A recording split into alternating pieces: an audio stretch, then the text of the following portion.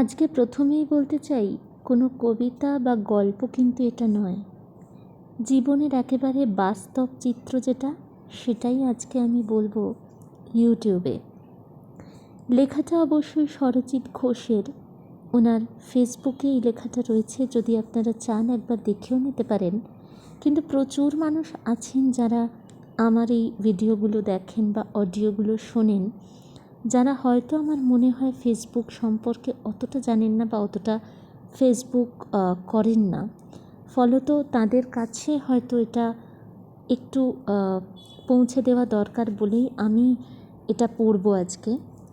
যদি আপনার মনে হয় যে কথাটা একেবারেই জীবনের সঙ্গে, মানে জীবনের যাপনে এবং চর্চায় যুক্ত, তাহলে অবশ্যই কিন্তু আমার চ্যানেলটাকে লাইক করবেন, শেয়ার করে দেবেন। আর যদি সাবস্ক্রাইব না করে শুনে থাকেন, সাবস্ক্রাইব করবেন। কিন্তু এই সাবস্ক্রিপশন, লাইক, শেয়ার এসবের বাইরে গিয়েও সত্যি আজকের এই কথাটা বা এই বক্তব্যটা যেটা উনি ফেসবুকে দিয়েছেন, সেটা অত্যন্ত যুক্তিযুক্ত আর মানসিক স্বাস্থ্যের জন্য খুব খুব প্রয়োজনীয় বলে আমার মনে হয়। শুনে দেখুন আপনাদেরও ঠিক এইরকমই মনে হচ্ছে কি না। কিছু মানুষের ব্যবহারে আপনি কষ্ট পেয়েছেন বা এখনও হয়তো পেয়ে চলেছেন। কেন পাচ্ছেন সেটা জানেন? কারণ সেই মানুষটাকে আপনি ভীষণভাবে ভালোবাসতেন এবং তাকে আপন করে নিয়েছিলেন। একদিন আপনি হয়তো তার অনেক ভালো করেছিলেন, উপকার করেছিলেন এবং সবসময় সহযোগিতার হাত বাড়িয়ে তার পাশে থাকার চেষ্টা করেছিলেন। এর বিনিময়ে আপনি পেয়েছেন খারাপ ব্যবহার, বদনাম এবং আঘাত। অবশ্য এতে চিন্তার কিছু নেই, কারণ এটা অস্বাভাবিক কিছুই নয়। এমনটাই সাধারণত হয়ে থাকে।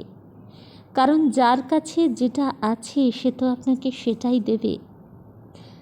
আপনার কাছে একটা সুন্দর মন আছে, সহযোগিতার হাত আছে আর ভালোবাসার মতন একটা সুন্দর হৃদয় আছে। তাই এগুলোকে আপনি ঈশ্বরের আশীর্বাদ হিসাবে ভাবুন। ভালো কাজ করার জন্য, ভালোবাসার জন্যই আপনাকে ঈশ্বর এই পৃথিবীতে পাঠিয়েছেন। তবে যারা আপনার সাথে খারাপ আচরণ করেছে, ঈশ্বর তাদের ভালো কিছুই দেননি, কারণ ভালো কিছু পাওয়ার জন্য তারা যোগ্যই নন। অযোগ্যদের হাতে ভালো কাজ করার দায়িত্ব ঈশ্বর দেন না। তাদের কাছ থেকে ভালো কিছু আশা করাটা আসলে বৃথা। ভালো কিছু করতে গেলে যেরকম একটা সুন্দর মন থাকতে হয়, ঠিক সেই রকম একটা সুন্দর মন আর মনুষ্যত্ব আছে আপনার মধ্যে। মনুষ্যত্ব থাকা মানে সে একজন ভালো মানুষ। তাই আপনার কে খারাপ করলেও সেটা নিয়ে মন খারাপ না করে নিজেকে নিয়ে অনেক বেশি করে ভাবুন। নিজেকে অনেকটা বেশি সময় দিন, কারণ মনে রাখবেন নর্দমা চিরকাল নর্দমাই থাকে। নর্দমা কিন্তু কখনোই নর্মদা হয়ে যায় না। নিজেকে ভালো রাখতে তাই ক্ষমা করতে শিখুন, তাতে অনেক সুখ আছে। একটা কথা খুব বহুল প্রচলিত যে যাকে ভুলতে পারবেন না তাকে ক্ষমা করে দিন, আর যাকে ক্ষমা করতে পারবেন না তাকে ভুলে যান। আসলে দিন শেষে নিজেকে আপনাকে নিজেকেই ভালো রাখতে হবে। আপনার ভালো রাখার দায়িত্ব কিন্তু কেউ নেয়নি।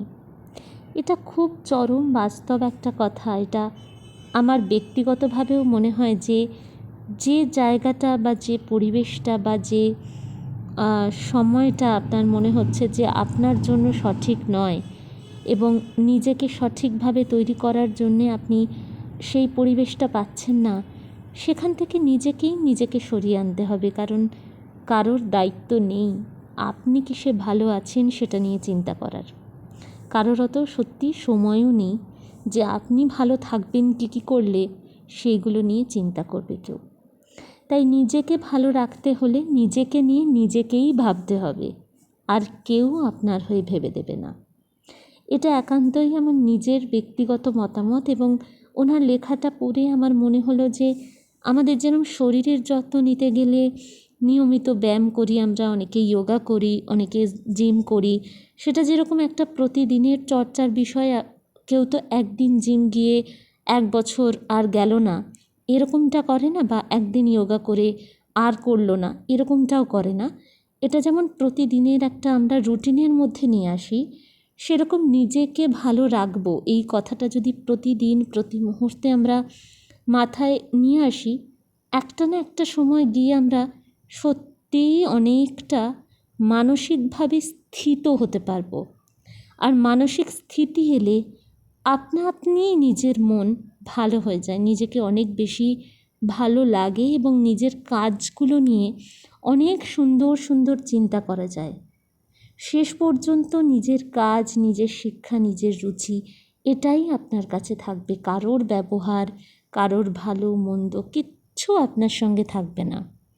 সুতরাং কখনোই এটা নয় যে স্বার্থপরের মতো শুধু নিজেকে নিয়ে ভাবা, তবে নিজের মানসিক সৌন্দর্য, নিজের মানসিক বুদ্ধিবৃত্তিটাকে যাতে বাঁচিয়ে রাখা যায়, সেইটুকু নিজেকে নিয়ে ভাবার মধ্যে কোনো অন্যায় নেই। কিন্তু স্বার্থপরতাটা অন্য জিনিস, সেটার মধ্যে অন্যায় আছে, বা সেটা হয়তো সঠিক নয় বলে আমার মনে হয়। আপনাদের কি মনে হয় সেটা কমেন্টে জানালে খুব ভালো লাগবে। আর প্রথমেই যেটা বলেছিলাম, আর একবার বলতে চাইব যে যদি মনে হয় চ্যানেলটা ভালো লাগছে বা শুনতে ভালো লাগছে বা অপেক্ষা করছেন পরের দিনের একটা অডিওর, অবশ্যই সাবস্ক্রাইব করে দিন। আপনাদের এক একটা সাবস্ক্রিপশন আমাকে নতুন করে ভাবতে এবং সুন্দর সুন্দরভাবে কাজ করতে অনেক সুন্দর করে উদ্বুদ্ধ করে। আমি কবিতা পড়তে ভালোবাসি, তাই পরের দিন অবশ্যই একটা কবিতা নিয়েই আসব। ভালো থাকবেন ততক্ষণ। কালকে একটা কবিতা নিয়ে আবার আপনাদের সঙ্গে কথা হবে।